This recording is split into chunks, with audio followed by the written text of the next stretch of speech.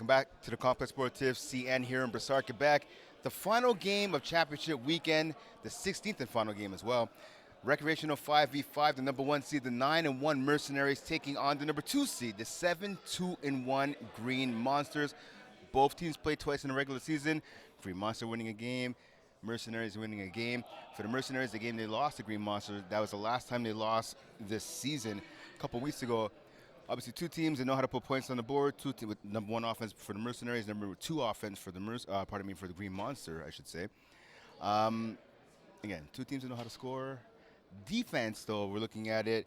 Number 1 defense for Green Monster, number 2 defense for the Mercenaries. So the top two teams in every aspect here in Recreational 5v5. What type of game should we be expecting? So this is a game that you literally want to see. You get to see the top 2 seeds, 1 and 2 go at it. Number 1 offense on one side, number 2 defense on the other side, and they kind of just switch roles with each other, right? So this is something that's exactly what you love to see. Usually it doesn't happen as much. Usually there's a little upset here. We do have a little complications why the Green Monsters actually did make it here, but at the end of the day, they're here to play, right? They came as a big roster. As you can see, there are about 11 guys, so it's not like for them, it wasn't a problem for them to fit a roster, and they're excited to be here. Same thing for Mercenaries as well. They have a big roster, so this is something that you'd love to see again. I will continue saying it, to be able to see 2 top teams, the two top teams of the season that they're going to be able to collide and show us they should be a great championship game. Yeah, definitely. So taking a look at how both teams got here, like you said, obviously the Mercenaries getting a first-round bye, as did the Green Monster. Mercenaries beating the number 4 seed First Down Sniffers, 25-12 in the semis, and then they laid a beating, pardon me, as well on. Oh, sorry, excuse me. They also got a victory in the semifinals. Did the Mercenaries? Green Monster. They had a first-round bye, but they lost in their first playoff matchup. They lost to Trap Stars 5. So what you were talking about before again, so Trap Stars 5s beat Green Monster 34-33 in the semifinals, but because Trap Star 5s couldn't play in today's game, they couldn't make it, they forfeited their spot and gave it to Green Monster. I had a chance to talk to FAF President Jeff Rosenbein. He said that's the new rule that's been instituted this year. If you beat the team in the playoffs, if you can't play the following week, the team that you beat gets your spot.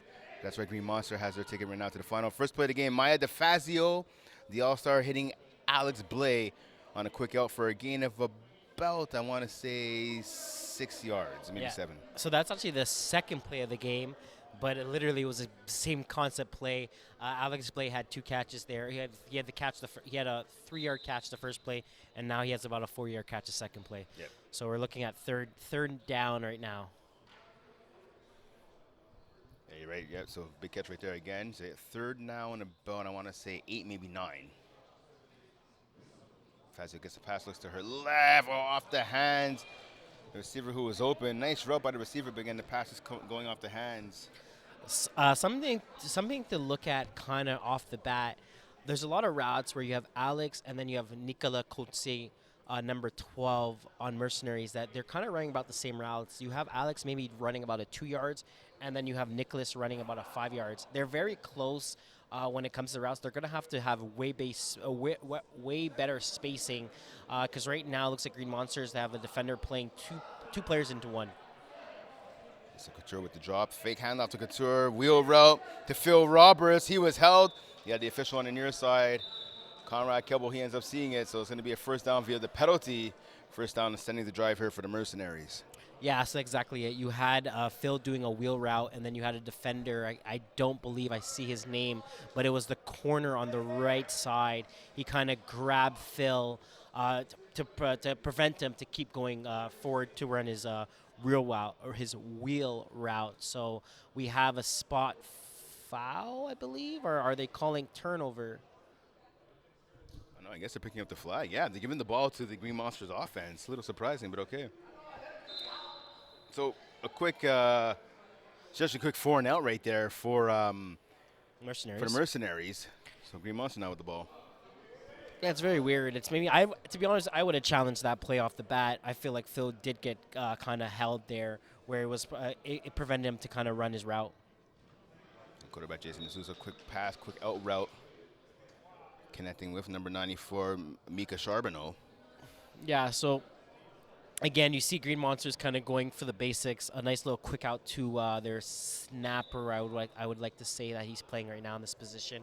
A quick little flat out route where Maya was able to deflag him. But again, it's something just you kind of want to get the basics going and get the Green Monster offense going. Second down now. D'Souza gets the snap. He's going deep. Pass up in the air, caught, but out of bounds. Good effort there by Rod Charles, but he couldn't get his feet in bounds. Good coverage there. I believe that was Xavier Couture coming over the top there, deep at safety. Yeah, he was going deep with the receiver. No, Phil Roberts rather. So good play there by Phil Roberts, getting a hand on the ball, tipping up in the air. Again, Charles was able to come down with it, but he wasn't in bounds. Yeah, so he definitely did not have 1 foot in bounds. You could see clearly that he had two when he got possession. Phil was able to bat it down just at the last second and be able to have the receiver not have concentration on the ball. And when he did finally get concentration, he didn't have both his feet inside. So D'Souza gets the snap. Fakes to the left, and he ends up going there. Good pass over the middle, tackle right away though by DeFazio. Yeah, great tackle by Maya over there. She made it. She made sure that she didn't get beat on the receiver making the catch, and she's able to make it a great fourth down for Mercenaries. Again, great catch, likewise for the Monsters as well. The fact that they get into a situation where it's 4th and 5, but Mercenaries are also happy as well because they get themselves into a situation as 4th and 5. So great for both teams right now. DeFazio, the reigning two-way player of the year. 11 interceptions on the season for Maya DeFazio, the daughter of Gino DeFazio, who's on the sideline in uniform. He's ready to play. He ended up playing in the semifinal game, semifinal victory. Here's another shot deep going to Vlad. Xavier Couture coming over there. The big man, David Vlad, number 56. They were looking for a jump ball, but he couldn't get to it. Yeah, so one thing you're going to see right off the bat, Green Monsters are definitely have size on Mercenaries. That's something they might actually try to take advantage of, where I believe most of Green Monsters receivers, they look like they're about maybe like 5'11" to 6 foot at least, compared to Green Monsters where you're looking at an average of maybe 5'9" at best. Kwesi definitely generous in his height. Dispensary, if you will. Oh, nice catch by Couture going on the right sideline. Yes, that's something you're going to have to watch out. Nick Couture is a player where he's been playing in the higher divisions. He's one of the youngest players in FBF. He's probably going to be one of the best players in FBF very shortly. He's been he plays in most of the good divisions like Division 1, Division 2. He's getting his name out here. So the fact that he's playing in a championship game as we're looking at right now, he's definitely going to be an impact player. Kwesi showing no love to Division 3 or 4 or 5 or 6. I had a chance actually to talk to Xavier. So he and Maya DeFazio, coming from Kingston earlier today, they took part in a Team Quebec tournament. And Couture told me this is like his 7th game today. Yeah, exactly. So, they went to a Team Quebec team. I'm not sure exactly how Maya did, but I believe Couture, they finished 5th. They finished 5th, yeah. Yeah, they finished 5th overall. So congrats to him. I mean, it's pretty cool when you get to represent your province, right? Because they went for Team Quebec. I'm not exactly sure what place Maya's team took, but I'm pretty sure she did pretty well because she's an extremely good player. So catch there by big play Alex Blay. Another pass over to Blay on the sideline. Can he reaches forward? Can he get the ball into the end zone? Touchdown! Yeah, great play, great concept. It came to a point. It came to a fact where they're not having two slants to the right side or left side. They're kind of giving Alex Blay his own space. So he's right there. He was kind of by himself. The defender that was supposed to be on him had to kind of play on top, over top of him. So he wasn't able to play two defenders in one, compared to the first drive that they had where the defender had an easier job and he was able to play two receivers into one. So there he was able to make an easier catch and then be able to avoid the tackle and extend the ball to get them on the scoreboard. So 6-0 lead, 1 point convo attempt here for the Mercenaries, looking to extend their lead to 7. DeFazio looking over, she gets the ball, going to her right, pass to the left, caught. Oh, flag on the play though, and I believe the Russian men made contact with DeFazio. Yeah, I believe he hit his hand. He hit her hand. I don't think he did it on purpose. I think he was just kind of trying to bat the ball down. Again, great catch from Diego. Again, also someone that's very young, that's kind of new, not new in the league, but he's been playing for a while, but also a young name that not a lot of people know of. I believe he's like about 15 or 16 years old. So the fact that he's here in this championship game and just made an impact for himself, catching that confidence from Maya, it just goes to show how good of a player that he's going to be. Yeah, definitely, as you said, with Green Monster, they have the height advantage. They also have the age and the experience advantage. But we saw right there on that drive, despite giving up some height, the speed that was displayed on that drive by the Mercenaries, really, they have the edge in that department. This is going to the left-hand side. Nice catch there. Good tackle there by DeFazio. Yeah, great tackle from Maya. She's been kind of shutting down that side. Green Monsters have been going to that side. I think about maybe like 3 or 4 catches that they had that side. And Maya has made a tackle right off the bat.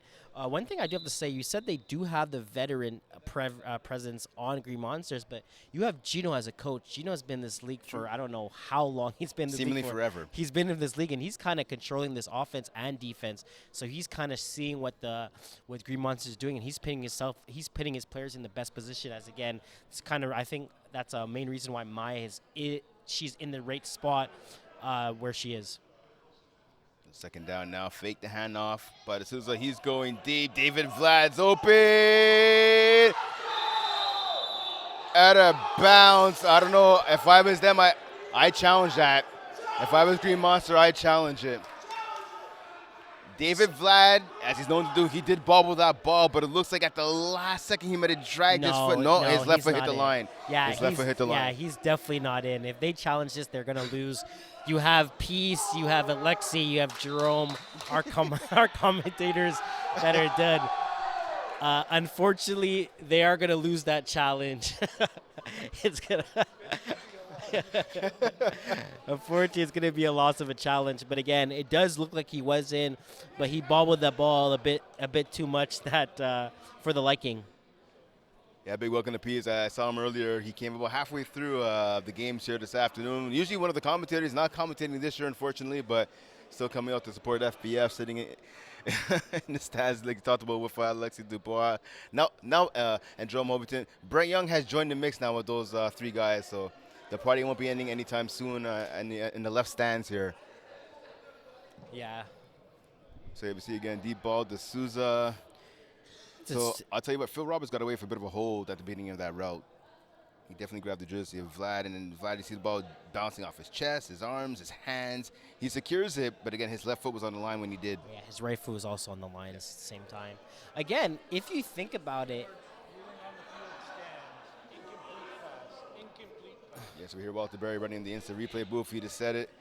The incomplete pass stands, incomplete call, I should say, stands. You know, it's something that's kind of funny.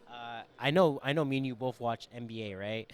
So the new rule, the new rule in NBA, and the thing, when you make a challenge, you don't really say what it's for, and they're able to look back at other plays. Exactly. So in that situation, right? Maybe that's something that we kind of look at. They could have challenged that they wanted to catch, but if you look back at it, you could have called a hold on Phil. 100%. So that's also something to kind of look at when you do challenge. I know you have to precisely say what you're challenging for, but again, that's something to kind of maybe look at in the future to say when you challenge to play, it's something that wasn't seen, but then ends up being seen.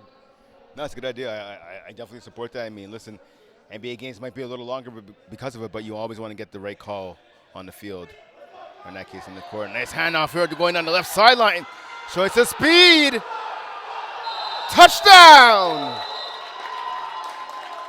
A bolt of lightning, number 7, Yannick Graham. So Phil Robertson and the... You might have flag guard over here. Yeah, exactly. I was going to say, Phil Roberts thought that he was blocked from getting the flag, as did Gino DeFazio. He might have flag over. Wow. It seems like he does dip his shoulder, and the fact that when he dips his shoulder, he does cover the ball a bit. He's also making a movement. It's close. It's very close.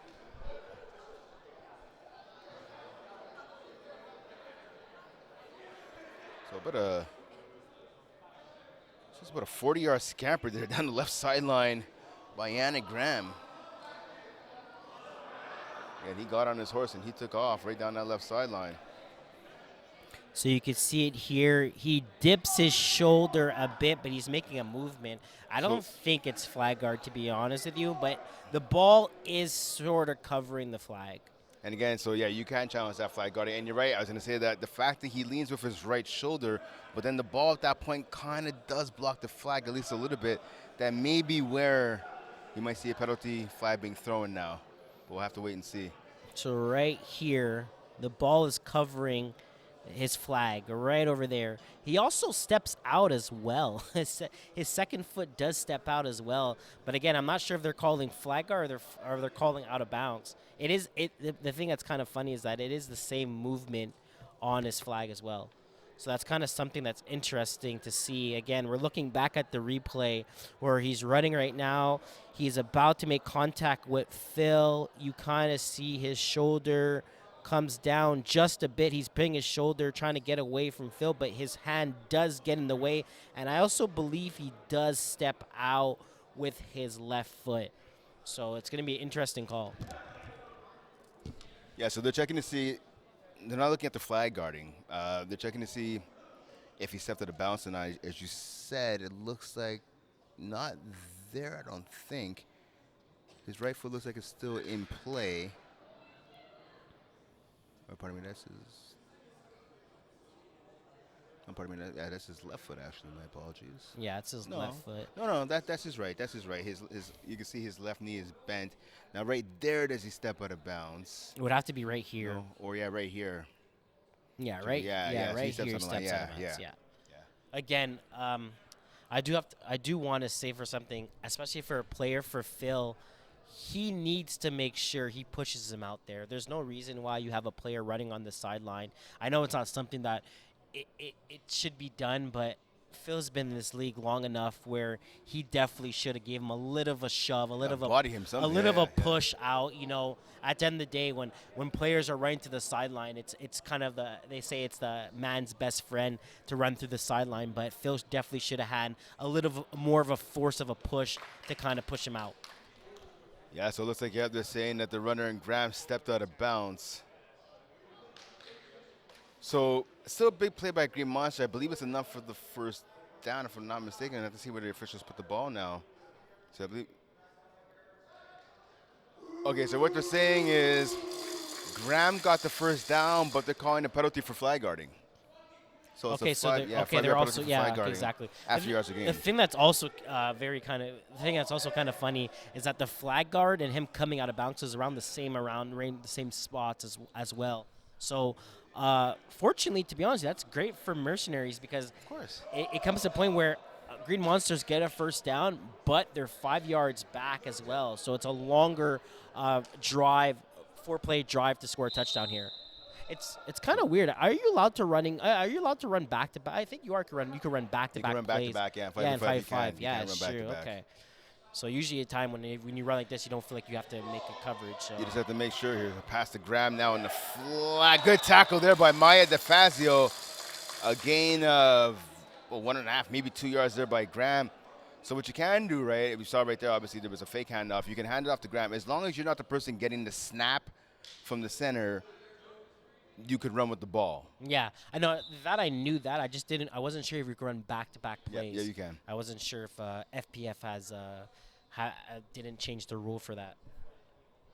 I mean, I asked the official on the field right now, Conrad Kibble, the official on the left sideline, about an hour before the 5v5 game started, and he confirmed with me 100%. He said that you can run back-to-back plays in a row.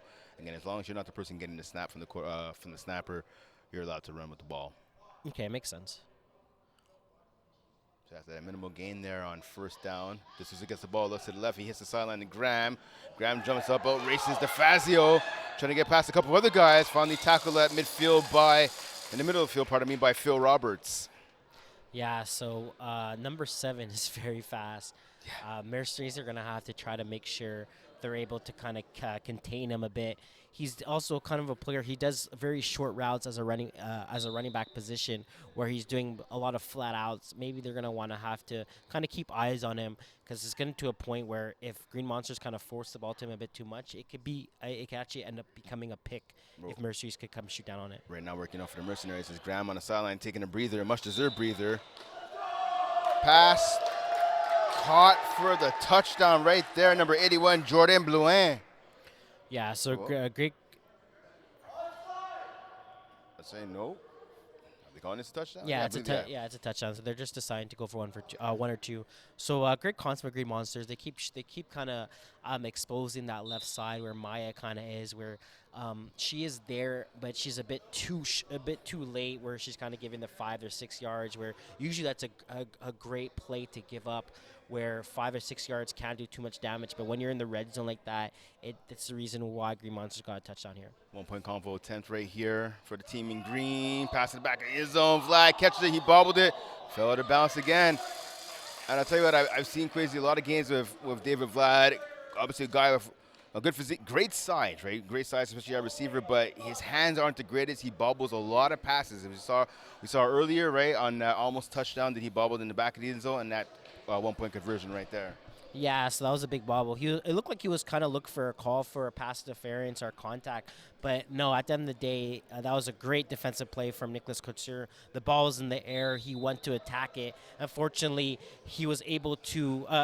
Unfortunately for Green Monster, it became where the ball was caught out of bounds.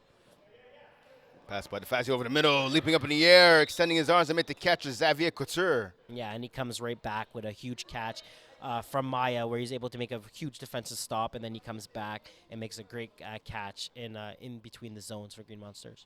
Just inside of 6 minutes remaining here in Brassard. Kwesi Gotomo, Brent Balkin with you live in this matchup between the Mercenaries and Green Monster for the Recreational 5v5 Championship. Yeah. So right now on the screen, I believe you guys see Trap Stars 5. But again, how me and Brent we talked about it. Trap Stars 5 couldn't make it to the game, so Green Monsters filled in their spot. Catch on the left-hand side by Blay. Just for the viewers that are kind of curious to see why we keep saying Green Monsters instead of saying Trap Stars 5. Yeah. Instead of saying Trap Stars 5. Yeah, we're not crazy. We're not crazy. Yeah, again, like you said, Trap Stars 5. They beat Green Monsters in the semis, but again, they couldn't make it to the game, so they elected to forfeit, and they gave their spot to the team they beat in Green Monsters. Which I find is pretty cool. At the end of the day, I think the worst situation is if you can make it to the finals and you have a team that forfeits. You know, you don't feel it's not a right way for a championship. Yeah, good job showing some progression here by the league. Couture down the right sideline. Down at about, let's say, I think the 3. Yeah, definitely inside the 5 here. Yeah, you might be right. The 3, maybe even the 2. Maybe even the 1. Yeah. Great move from Nicholas. He was able to avoid 2 defenders. He was able to get caught by Darrow just at the last second. But great drive from Mercenaries right now. So huge play by Couture again down the right sideline. Let's see now if the Mercenaries could extend their lead by punching the ball into the end zone. DeFazio giving some last-minute instructions to her receivers, electing to tell them all to come over more, a little bit closer to each other. Yeah, they're going more in a bunch class. Play. Wide open touchdown. Yeah, they went more in a bunch concept where also Green Monsters changed their rush. They had number 56 come at Maya instead, which is kind of led Blade to be wide open because he was on that side for the coverage. Crazy, I played a couple years with Alex Blade. It's on my team last summer before. Great guy, great player, but he loves in the end zone. That's where he's most lethal. He has great separation and good size, right? He's smart. He's a cerebral player, able to see the holes in the opposing defense and just find a way to get open. Yeah. I believe he actually felt like he was supposed to be an all-star, but he supposedly seems like he got snubbed. I know he was kind of complaining about it when the all-stars were announced. Great move by Maya to find Diego for a one-point convert there. Yeah, great move indeed. Diego Laguno with the one-point conversion. So now it's a 14-6 lead for the Mercenaries over Green Monster. Yeah, great move there. They're able to almost get that extra possession on Green Monsters right now by being up by 8. So if Green Monsters end up scoring here and then Mercenaries can come back and score and get their one-point convert, they're actually going to be up by 9. So huge one-point convert for Mercenaries. Green Monster looking to answer again. They're back in the I formation of the running back right beside the quarterback. Fake handoff pass to the left hand side. I believe that's Blouin there with the catch. So Blouin with the catch, just flagged almost immediately by DeFazio. Yeah, so right now Green Monsters are basically making sure they take anything underneath. They did have those two bomb attempts where one was caught out of bounds and one was kind of overthrown. So I think right now they're kind of just taking what they're giving them with the underneath routes that are wide open, where Maya or Nicholas Blair they're kind of playing a bit short off the coverage and where they're kind of tackling after the ball is caught. So second and about, I want to say 11, maybe 12 here for the Green Monster offense. Yeah. Again, first down at midfield. Flex over to the right-hand side. Fake handoff again. D'Souza ends up with the swing pass here to Grant. Grant trying to make a man miss. Good tackle there in the open space by Phil Roberts, actually near the left sideline. Yeah, I'm curious to see if Phil was playing deep there because Phil kind of sees him running the route, and he kind of waits the last second before coming down on it. I'm surprised if Phil was playing short there. He didn't just attack right away. I think Gino's kind of talking to him right now, or talking to Maya, saying as soon as you see this guy coming across your face, go at him right away, because it comes to a point where I feel like the quarterback from Green Monsters is kind of going to throw it to him off the rip. So it seems like that could be easily a tackle for at least less than 1 yard, or it could be a pick six. Third down now facing the Green Monster offense. D'Souza gets the ball. Quick pass again to the flats to the outside to his left. Same spot as last time. Yeah, so again, Green Monsters are kind of doing the same concept routes. They have one guy going to the out left, guy going to out right. Wherever Mercenaries are not defending, that's the choice the quarterback's throwing at, and he's getting the yak yards, and it's the reason why they're driving. If Mercenaries are going to want to make a stop, they're going to have to attack both sides to kind of force Green Monsters to go over the top, because right now they haven't been successful by doing that.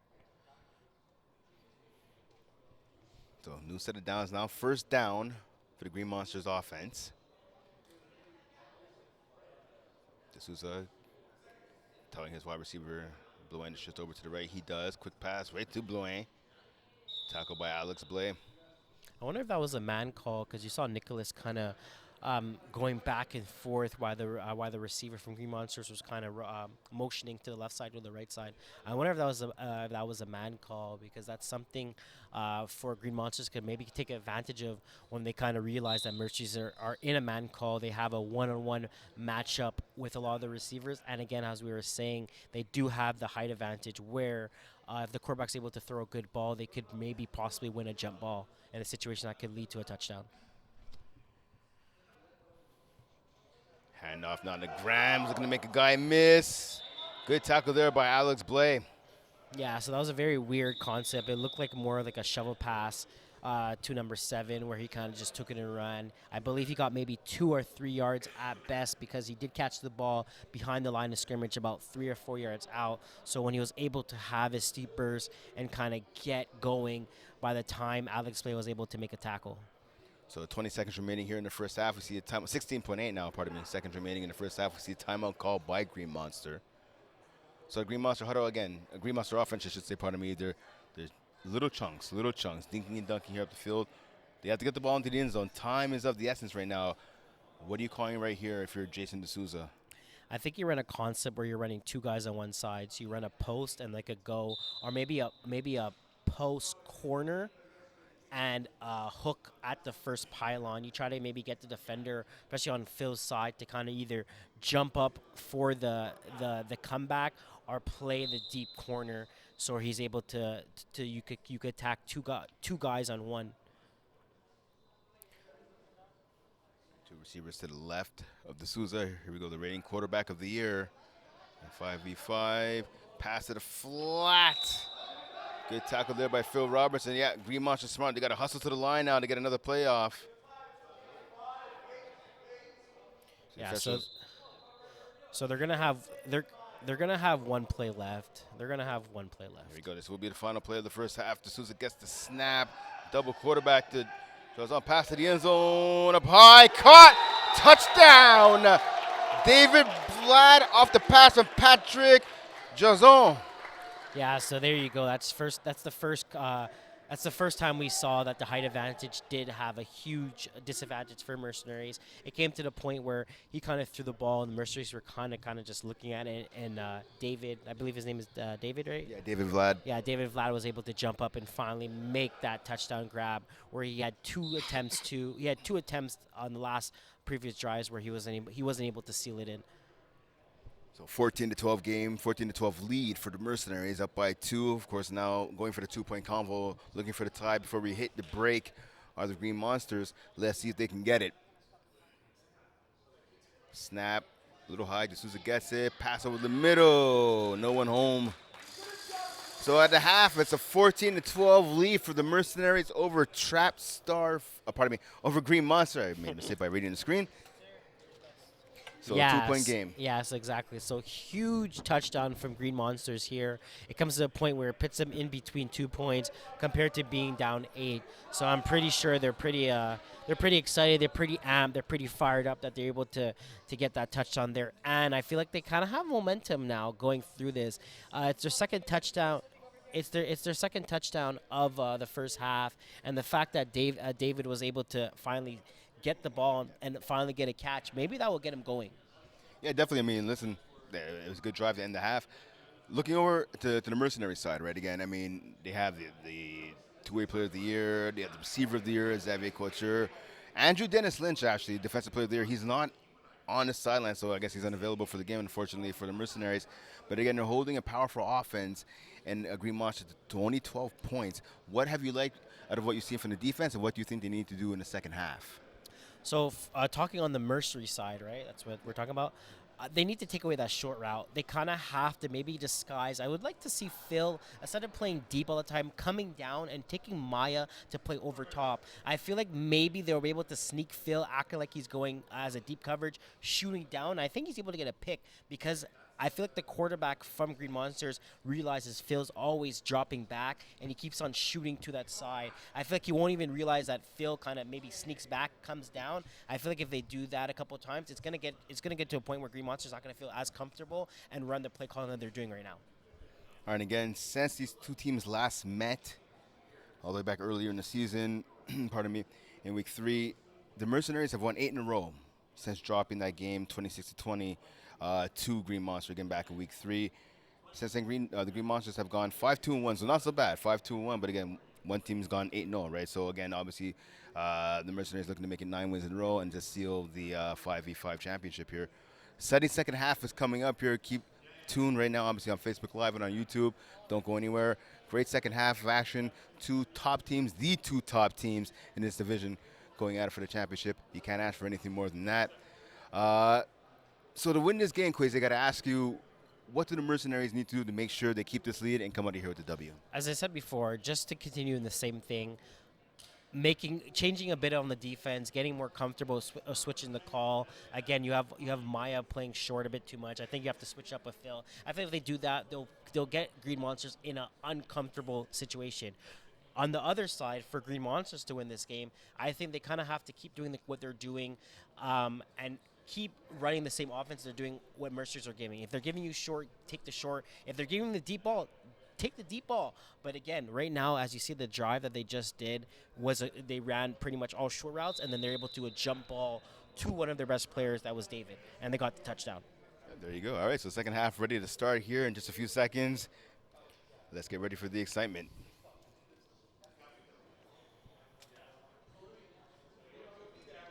So again, it's kind of weird. You don't really see a lot of teams with a running back formation. Good job by D'Souza avoiding So the he sack. can't run, Yeah, right? Exactly, he can run. So he tosses a smart pass right there to Graham. Breaks one tackle. Oh, almost broke a second. Good job by Frida La Luna there with the tackle. Yeah, that's a huge tackle by Fida. Again, you had her, I want to say younger brother Diego that he was rushing.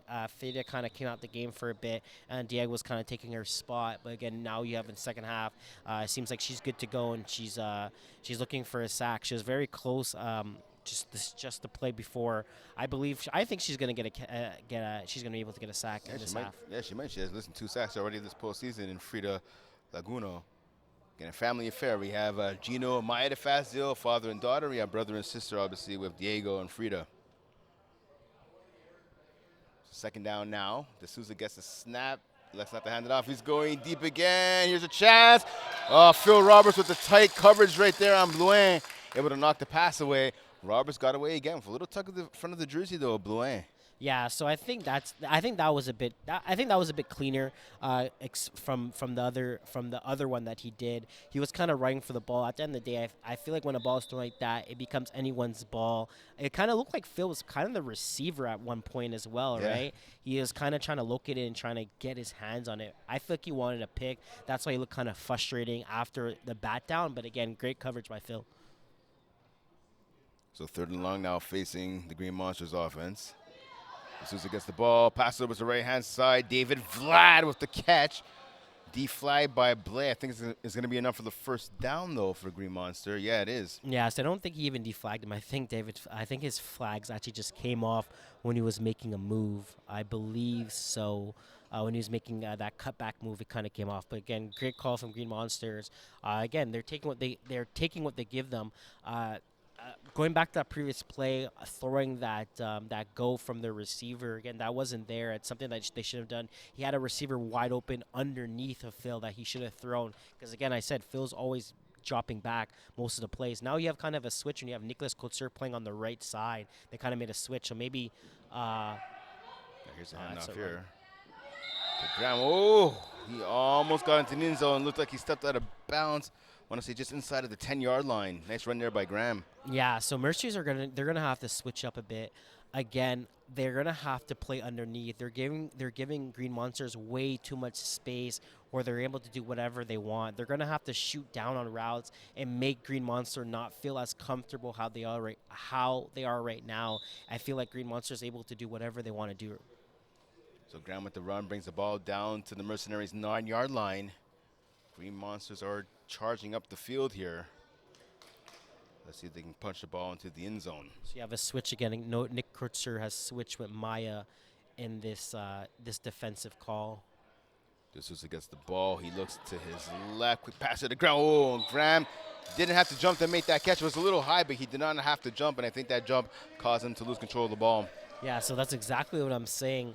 They're giving them too much space. Have you seen Maya's kind of sitting inside? You have Nick Kotzer and Maya both covering the middle. You guys both don't have to be in that middle coverage. One of you guys could take the middle. The other one has to shoot out towards the right side. You do that, and you're definitely going to get a pick. That's something they're going to have to make an adjustment now, or something that Gino's going to have to point out to them and kind of let them know that you guys are both covering the same player.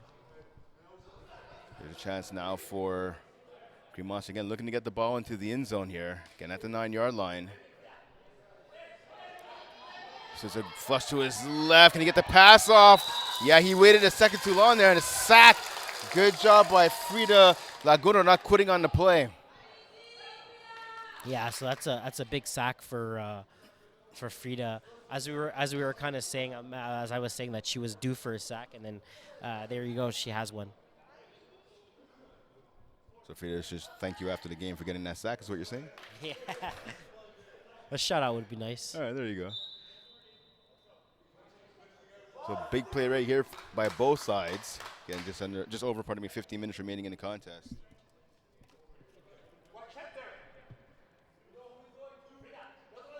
So trips to the left. All three receivers are on the left. Again, of course, the snapper in the middle. Yannick Graham, the best player on offense, coming off the field right here. This is going to the left. Oh, to the end zone. Caught. Touchdown. Patrick Jason. Yeah, huge catch from Patrick. Patrick's also a veteran. I've seen Patrick play in this league for a long time, so it's nice to see him in the end zone right now. That's a big catch right there.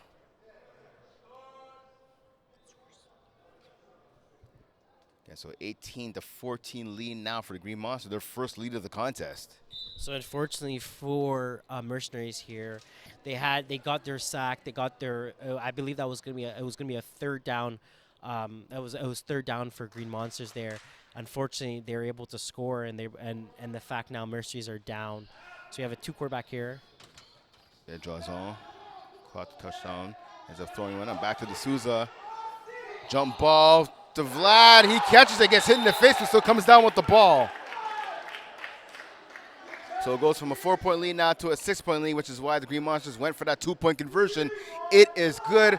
20-14 lead for Green Monster over the Mercenaries. Yeah, so right now you kind of can see Mercenaries are kind of frustrated right there. They had two of their players jump on Patrick as the quarterback, and they gave a free throw to the other quarterback from the Green Monsters. Were able to give an easy jump ball to David. So they're definitely gonna have to coming after this drive on offense. They're definitely gonna have to talk about what they're gonna have to do on defense to get the stop that they're definitely gonna need, because right now they're down by 6. So the Mercenaries, Maya DeFazio in their offense starting at the 5-yard line. Of course, in 6v6, teams start their offensive drive at the 10. In 5v5, they start at the 5. But DeFazio just able to get the pass out before being sacked by David Vlad. Intended receiver was Alex Blay, but that pass definitely off target by DeFazio as she was being flushed to her right. I'm surprised Nicholas Kutzer didn't just run a go. I think he has the advantage on the corner that's on him. He looks a bit flat-footed. That's something maybe Gino's going to call, where Nicholas Kutzer could do a go, or even Diego, number 1. He's very a fast receiver. I don't think – oh, yeah, now they made a switch. Before they had their other defender, the halfback that's playing inside. Pass to Diego. Laguna on the right-hand side. He's tackled almost immediately by Rod Charles, number 97. Yeah, so there you go. I believe that's a man coverage. That's the reason why they did this switch that they did. So, again, good switch for Green Monsters, because that's something to look at. Again, Nick Kutzer's playing on the right side, and now they do have the matchup that they want. I think you kind of can see that the halfbacks already playing a bit. Xavier Kutzer, not Nick Kutzer. Xavier. A little snap there to the floor. DeFazio picks it up. She's going deep. It might be intercepted, and it is. So she did get contact. She did get run into by David. He kind of hit her arm, or he did have a contact on her. That's the reason why the ball did fall the way it was. So it's going to be an automatic first down for Mercenaries, and they're going to have an air crack at it. So number 42, Jethro Naguma with the pick, but again, it's waved up by the roughing the quarterback penalty. A contact on the quarterback in flag football rules here. So it'd be. They're actually calling him off for 10 plays, I believe. I think that's an IR, right? You are. You are. So he's going to be out for roughness. Yep. He's going to be out for 10 plays, which is huge because he's been making a huge impact for their offense. He has the last 2 touchdowns plus the convert. So if Mercenaries are able to score there, I'm very curious to see who's gonna be able to take his role on the offensive side. So it's a 10-yard penalty and a first down now. And they can get a first down again. Oh, Xavier Couture takes a little bit of a bump there from Ngoma. You see Ngoma giving a little fist bump after to the receiver. Yeah, he just ran into a brick wall. Again, these are young kids, right? A lot of these players are young. You have Maya, you have Xavier, you have Diego that are, I want to say under the age of maybe 19, and then you have veteran Phil, and then you have Alex Blay that are kind of the older guys, mid-20s. Yeah, exactly, older guys on the block. So something to also look at. Like I said earlier, right, Green Monster did definitely have the age advantage in this contest. Nice move by DeFazio to avoid the rusher. She hits Blay on the left sideline. He keeps his feet in bounds before going out of bounds. Gets the ball down to about inside the 10-yard line. Let's call it actually almost inside the 5. No, they're going to say it's at the 7. Yeah, she wanted to throw a goal there for Diego, but the defender had a great leverage under him. I'm not sure if Diego was going to be able to run past him when the ball was thrown. So great read by Maya, finding Alex Blay on the sideline. So DeFazio goes to her right. Oh, pass. A wobbler there off the hands of Blay and incomplete. Yeah, right again. That was just a bad pass. She kind of waited last second before throwing the ball. The rusher was right in her face, and she kind of threw it just at the last second. But I feel like she was kind of off balance, and that's the reason why it was wobbly the way that by the time it hit Alex Blay's hand. To see Frida on the sideline, Laguno. Again, 7 players right now dressed for The Mercenaries again. Gino DeFazio, the Hall of Fame inductee back all the way in 2012. Has about 11 championships, I believe. He's eligible to play in the game. He played in the semis, but not playing so far. And handoff to Couture. Tackled at about, let's say, the 4 yard line. Yeah, so that was a play for them to kind of get yards. They were about as we were saying, they were like about third and I said they were at like third and 7, third and 8. So they got an extra 4 yards there to put them more in a situation where they're able to score at the 4 yard line, the 4 to 3 yard line, I would say.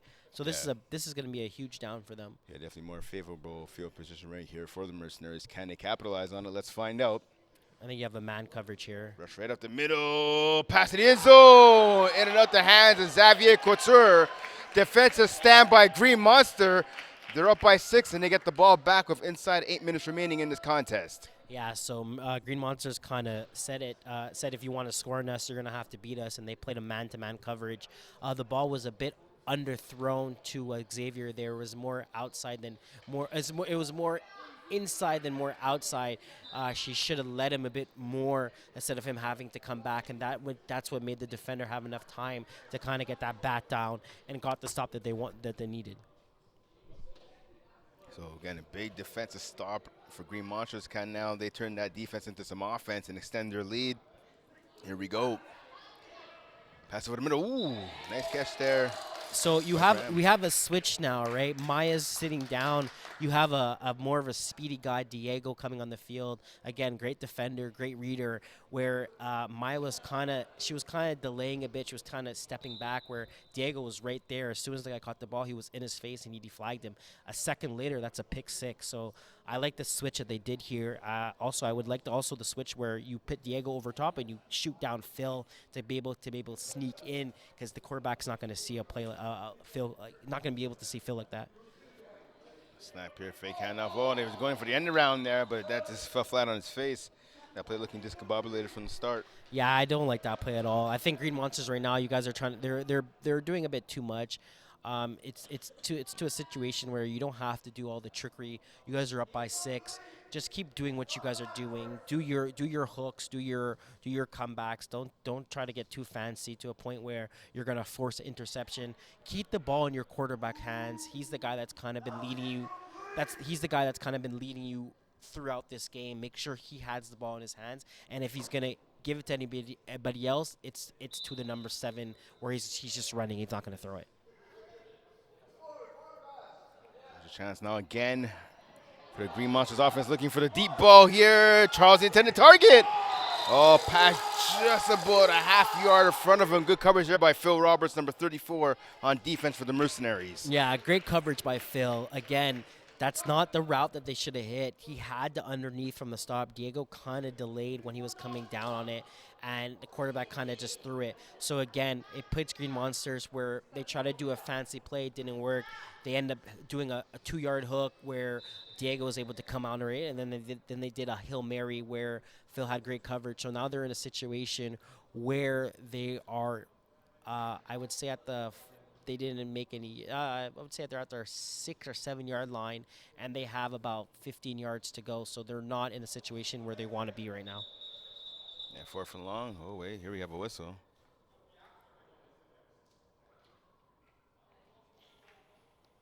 We're not sure what the stoppage of play is about right here.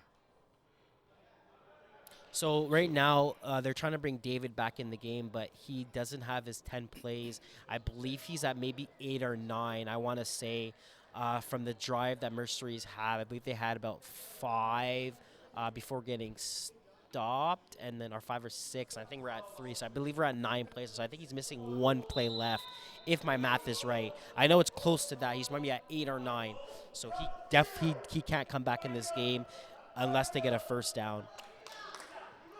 On offense. So 4th and long now. So you hear the fans getting a little boisterous there. Pease and Leslie Dubois on that pass set up for Charles. Way over his head. Incomplete. Turnover on downs. Here comes the Mercenaries offense with about 5 minutes remaining in the contest. Down 20-14. Yeah. So great coverage by Phil.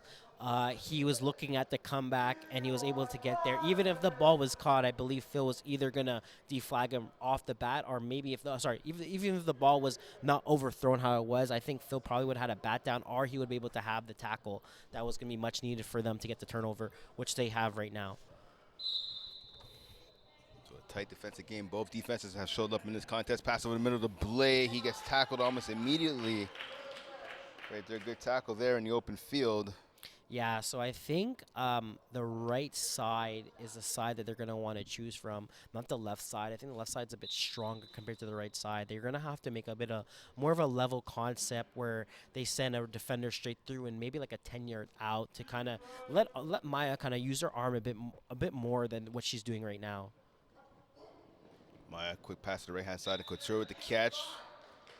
Yeah, again, right? So you had Alex Blade doing it out, and then you had Xavier Klitzer doing a 5-yard out as well. So you had to go out from the snapper and out from from Xavier, where it becomes a defender's able to guard the defender's able to guard both the receivers at the same time. So we have a So we have a big third down here where Maya, right now, she's been throwing only 5-yard plays. Phil Robertson's wide open just short of the first down. He dropped it. Yeah, that's a bad drop, to be honest with you. If he wasn't going to get the first, he would have been very close to it.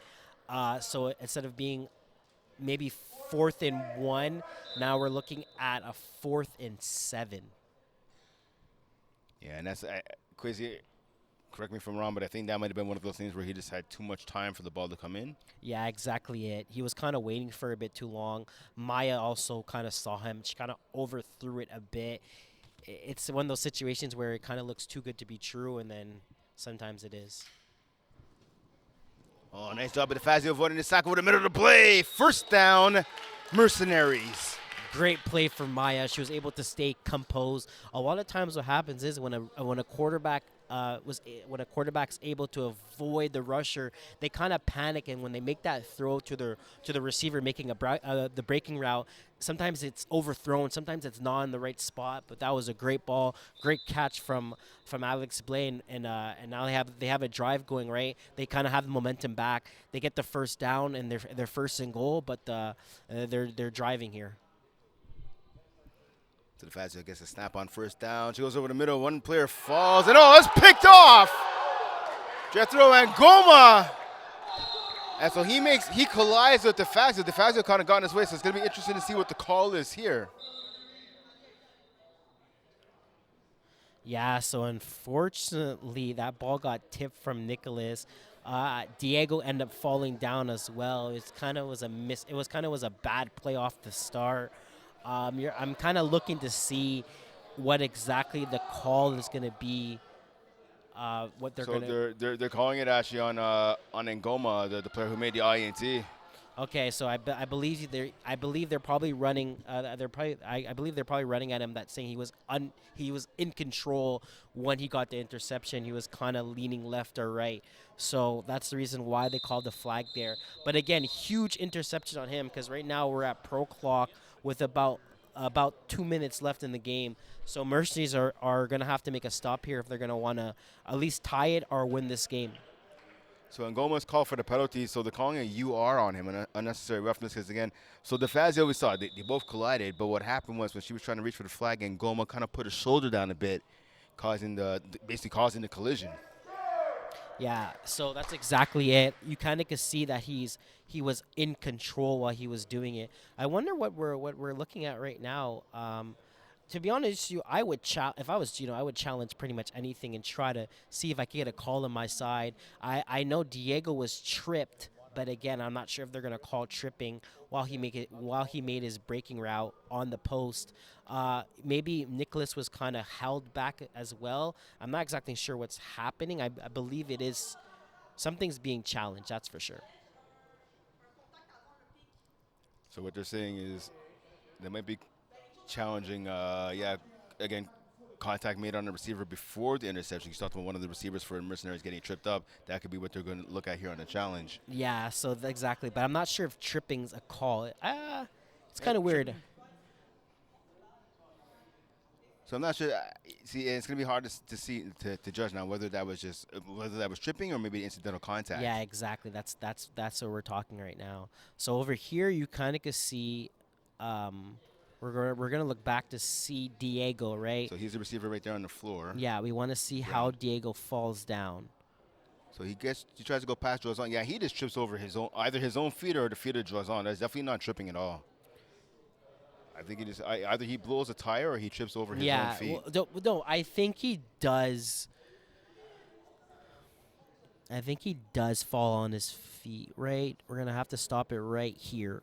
He does fall on his feet, but again, that's not a call where you're gonna. I don't think they're gonna get away with that. He hits his back foot. You can see it right here. You can see right here. He hits his foot. Okay, so what happens there? So I see what you're saying. So the left leg of Joazon was sticking out, but what happens there, I think, is Diego Laguna. He tries to make he tries to plan to make his exactly. Cut.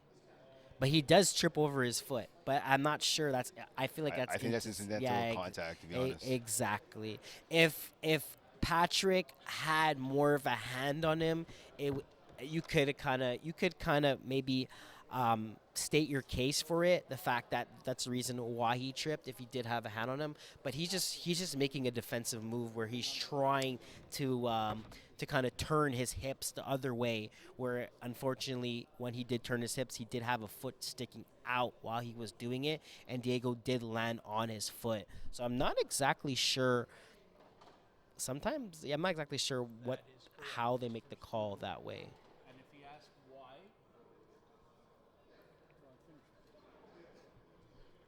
So Walter Berry again, I'm not sure if that got picked up on our mics. Again, he's running the instant replay booth. He's saying right now it's going to be 1st and goal. So I guess they're going to be calling a penalty. No, they're going to give the ball back to Green Monsters. Exactly, yep. Where it's going to be 1st and goal because they technically, on the interception, they did pass midfield. They are going to go backwards, but they are going to get the ball, and it's going to be 1st and goal. So 1st and goal from, before midfield. Because, again, you're right. Don't forget the penalty by big number 42 there, Jethro and Goma, again making contact with Maya DeFazio, who was trying to deflag him. So 1st and goal from just before midfield, about 2 yards behind midfield. Hand off to Graham.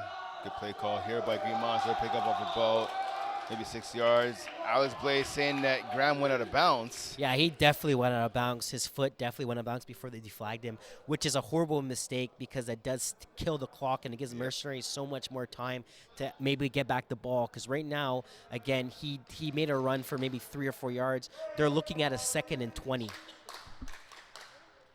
Yeah, so that's just bad situational awareness there by Yannick Graham. And again, who's been arguably, if not the best, maybe the 2nd best offensive player in this game for his team, Green Monster. Yeah, he's been definitely carrying a load. Him and David is pretty much the 2 guys that have been doing a lot. So right now we have a switch here. We have Maya back on defense. Sorry, pardon me. We have Maya back on defense, and you have Diego is rushing. You have Nick Couture also switching side as well to see maybe what they're going to do. Good job by D'Souza getting rid of the ball to the end zone off the hands of David Vlad. Incomplete. So huge play by Mercenaries here.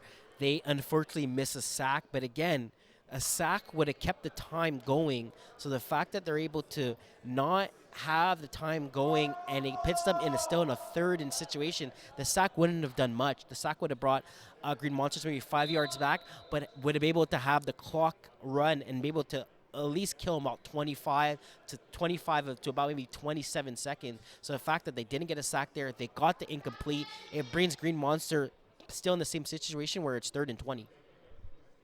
So let's see what Green Monster likes to do here. Will they at least just get a short pass to keep the clock running by staying in bounds? Let's find out.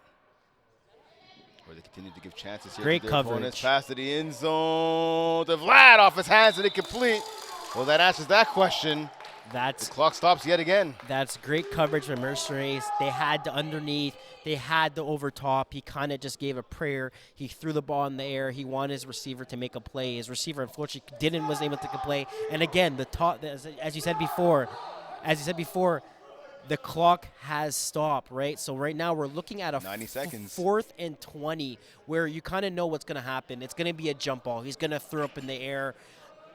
If you're the Mercenaries, you need to make sure you guys attack the ball. You know that it's going to be a jump ball. At the end of the day, I would even send 2 rushers to make sure the quarterback kind of gets the ball out of his hands. You never know what could happen in this situation, so you want to make sure that he doesn't have enough time to kind of air it out. Lots of time when this happens, when you throw 2 rushers, the ball's going to get overthrown. You don't want to make the quarterback feel comfortable to throw this ball. So biggest snap of the game so far. Here it goes. Double quarterback. Draws Oz in there and not afraid to throw the ball. He launches to the end zone. Knocked away by Xavier Couture. Intended for Jordan Blouin. Yeah. Turnover on downs now.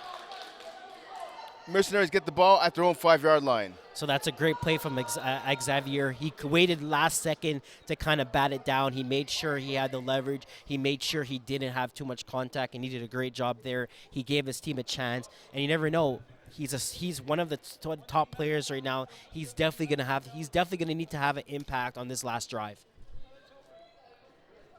And will the play calling, will the decision making by the Green Monsters offense come back to bite them again? They had a ton of time. They could have ran off the clock, electing just to keep going deep, not completing any of those passes. Now they give the ball back to their opponents. And the Mercenaries now going deep. Diogo Laguna up there. It is intercepted again. And Goma with the INT.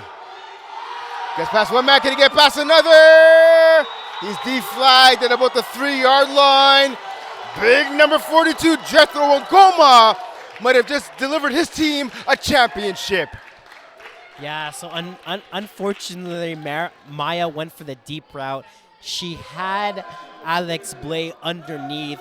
She could have took the under route where Alex Blay probably would be able to get at least 5 or 6 yards, and he would have got out of bounds.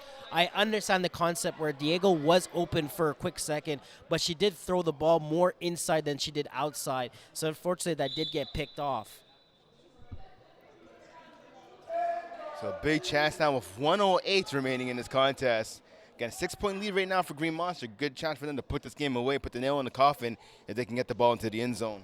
Yeah, that's exactly it. I believe we probably have, as you said again, 1:08. That would be about 3 plays, but Mercenaries do have a timeout behind their pocket, so it's something to actually look at. So Green Monsters are definitely going to have to do a drive here and make sure they don't turn it over. Snap. D'Souza looking again, going to the right. Goes That's across a the bad body. pass. Dangerous pass. Caught by Vlad for the touchdown.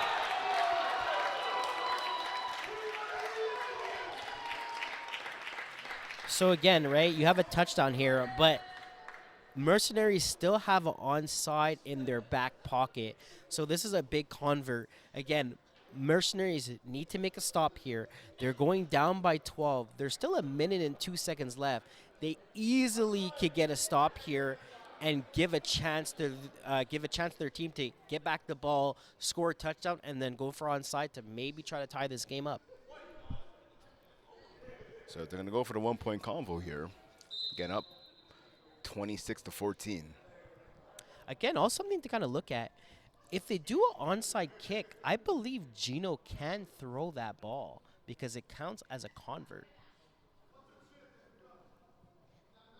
If he fits, Yeah, you're right. Yeah. If he I mean, fits, he's rated too high though to throw regularly, but yeah, maybe for the combo. So here go 1-point convo attempt. Past the end zone. It's caught, ripped up the air by Mika Charbonneau.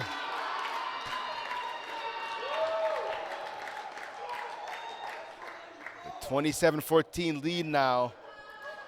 1:02 remaining. Yeah, great catch. Phil tried his best to try to make a play there, but unfortunately he wasn't able to. But again, as I said, Mercenaries, you guys have a minute left. You could score. You have to score as fast as possible, and you do have that onside in your back pocket. So whatever a doubt, there is time. And again, I believe Gino could actually come in and make this onside throw if he has to do it. Fast, they're going to the right-hand side, hitting Phil Roberts. Able to get out of bounds. Yeah, so I think that's kind of like the play that they should have ran on the first drive when they had it. It would have been the same thing. They would have ran no clock. They would have been in a situation where they feel more comfortable. At first they did it, but again, she came back to it, and now we're going to have a second and I believe 10. So because Roberts got out of balance, it stops the clock. As you're looking at her wristband just to make sure. She gets a snap from Blay. Escapes. No, she can't escape the sack. Big sack there by Kevin Paul Emile. Yeah, so time is right now. Time's against Mercer right now. They kind of have to get things kind of rolling. Gino does have 2 timeouts in his back. Called. I think he just uses one right here. Yeah, he has 2 timeouts in his back pocket. So now he has 1 left. So it's not the end of the world. Again, they need to score and then they have to make an onside attempt. So they have to try to save as much time as possible. So 27-14 lead, about 44 seconds remaining, as you can see on your clock right here. So Green Monster, I was just looking at it, no one on their roster has a championship. So they are 44 seconds away from winning their first chip. Yeah, that's going to definitely be something for some of these guys that have been playing in this league for a while. Yep. 2 guys I kind of want to mention was Patrick, right? Patrick. Yeah, Jozon. Yeah, Patrick, and also Daryl. I believe they've been in this league for a while. So for them to be able to get their first championship here, I'm sure it would be huge for them. Yeah, Darnell Kibis, Riley, another guy wanted to shoot. So the next catch there by Blay. Timeout called by Gino DeFazio. I'm surprised he called both his timeouts there because they only have 2 back. timeouts left. So why did they? Especially since, now you can't do the onside pass, right? Yes. If you score a touchdown. I don't understand why he called both his timeouts in that situation. That kind of basically puts him in a situation where it doesn't even matter. There's no. That's weird. That's a very weird call. I know you're trying to save as much clock as possible, but there's not time left. At the end of the day, it doesn't call a timeout there. They probably run maybe 15 seconds, but there's a reason why Maya has a wristband on her hand. I think you kind of even tell the guys run the same play, and you kind of just get the ball snapped as fast as possible. Now you're in a situation where you can't even use your onside attempt. You're kind of just looking to score a point here, so you kind of close the lead that you only lost by maybe 7. Pass over the middle to Couture. He grabs it. Tackled. So you do have just past the first down marker. You do have a fast first down marker, so the time does stop. Again, that timeout is unfortunate that he called that because that was an easy play that they could have ran without even having to waste a timeout. So nice tackle there by number 84, Jude Sambor. Haven't had a chance to call his name yet here this evening. Fazio gets the snap. She goes over the middle again. Oh, Couture, a rare drop by him. Looks like he was looking at the out of balance line before making sure he got the ball.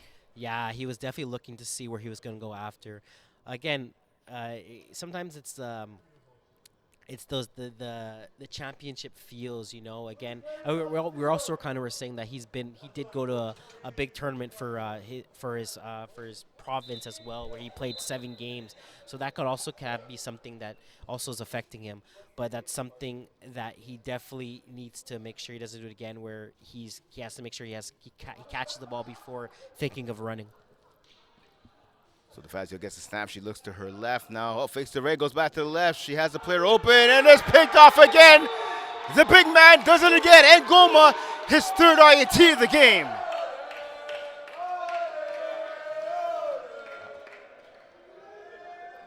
Yeah, so huge pick by him. He actually moves faster than a lot of people might think. He got there he closed that gap pretty damn fast. And there you go. The flag has been waved. Green Monsters are your 5v5 recreational champs with a 27-14 victory over the Mercenaries.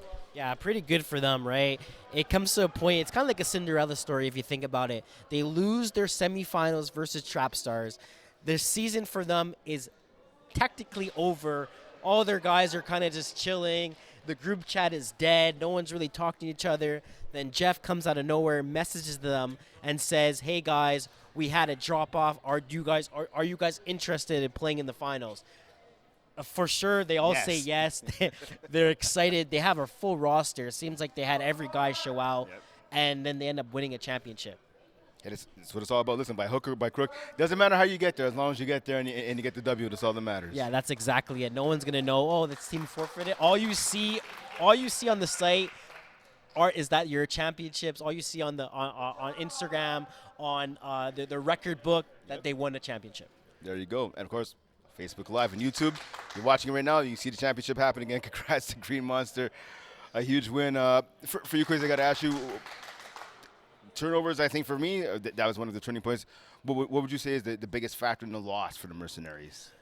The turnover. The turnover was the biggest loss. The throw that Maya made where he, I forgot the player name, that's the one that made all the picks, the interceptions. Jethro and Ngoma. Yeah, so Ngoma, that throw over there, I think that kind of sealed the deal where the Mercers were only down by 6. They didn't have to rush that throw. Right. She ends up rushing the pass, ends up being interception, kind of gets the game out of their reach. So I think if she doesn't do that, if she doesn't make that throw, they definitely had a chance to win this game. And then we talked about, obviously, we're going to head down to the sideline to Jeff Rosenblatt, the president of FPF, to get the award presentation and the MVP of the game. That's your part, Mo Khan. Champions are your Green Monsters. Well, quite the celebration over there, boys. There you go. There you go. There you go. A delayed celebration. All right, let's talk first. Let's talk first at Patrick Jazzon. Pat, a few weeks ago at St. Laurent, it was a moment of chaos, and now you guys are smelling like roses. Yeah, I still have PTSD from that, but we got another chance to redeem ourselves, and we did. Everybody show up. We made every play what we could, and we got the W. That's what matters. Is it a full circle moment for you now? Feels like it. It's been a long time, for a long journey for Green Monster. Tough, but we finally made it. All right, now it's time for the MVP. You guys ready for the MVP? Oh, yeah. Find out tomorrow. I'll see you tomorrow. Okay, no, MVP, Jethro and Gilba.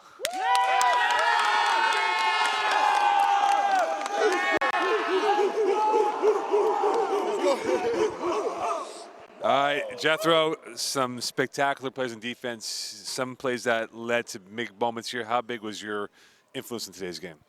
Thanks. A big work from the defense, and we make things work today. And yeah, that was a big game. It felt like as you guys were progressing this game, you guys grew in confidence. Even when it was a 6-point lead, you guys didn't give up on each other. Yeah, exactly. So that's our teamwork. So I'm glad to win with this team. We've been passed from a tough season, but not a tough season, a great season. It was. Season, but it was so. Yeah, this game we did it today. So yeah, exactly. So that was a big game. Because I had a hashtag blame Pat Jazzon for the season being over with, but no, you know what? You guys have come in and you guys have earned this right to be the champion. Congratulations, Green Monster. Enjoy the night. Brent, back to you up in the booth.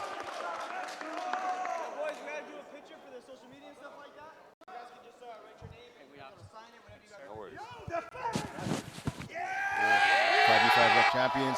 Again, the MVP being awarded to Jethro and Goma. No one more deserving than him. A number of interceptions for this defense, really turning the tide in this game for Green Monster. Yeah, he did a great job. He did, to be honest with you, that ceiling pick, it's kind of what got Green Monster to win the game. And then again, the last pick as well was kind of just icing on the cake where he kind of says, I'm that guy. I'm the reason why we won this game. I mean, it wasn't a clean victory, right, for Green Monster. Listen, we talked about, right, with about 2 minutes ago, they had the ball. They elected to take a bunch of deep shots, running pretty much 0 time off the clock, giving the ball back to the Mercenaries. But maybe that was part of their plan. Get the ball back to our opponents. We'll get an INT to seal the deal. Yeah, exactly. Sometimes it just works out like that, you know, when things are not going your way. At the end of the day, you know where you always say that champions are won by defenses, and that's exactly what we saw today. 100%. So I know you were saying before, so we're giving some shout-outs to some of the veterans, right? Like Patrick, Jozon, Darnell, Kevis, Riley. Guys have been part of FPF for a very long time. Jason D'Souza as well. Some of those veterans finally getting their first taste of a championship, so congrats to them. Kwesi, what are your final thoughts? Good job on them, you know. I know when I won my first championship, it feels, you feel accomplished, especially the fact for them that they've been in the league for so long and not be able to get that feeling not be able to get that feeling for winning a championship. I'm also sure that they probably lost a couple championship games as well. So the fact that they're just how everything kind of worked out for them, where they lose the semifinals games, they lose the semifinal game, they think their season's done, they get a second chance, and they make sure that they make sure they used it properly, and they end up winning themselves a championship. So that wraps it up for us here in Brassard for championship weekend. A ton of games yesterday, a ton of games today. So I want to say thank you to everybody, from the commentators, obviously to our producers, Ali Reza, Omar, everybody. Again, making sure that you guys at home get the game on Facebook Live, on YouTube. Obviously, Jeff Rosenblatt, the president, the officials, all the players that played over the weekend. Thank you guys for coming out and playing and giving your best. And, of course, the fans, you guys watching at home, and even some people here in Brassard watching it on their tablets, their iPads, their smartphones. Just thank you guys for making this championship weekend everything that it was. And we'll be back again. Spring season starts tomorrow night, so a slew of games. So make sure to go to flatplusfootball.com to find out more information. For Kwesi Gordon, Brent Balkin saying thanks for tuning in. We'll see you next time. Have a good night. Right.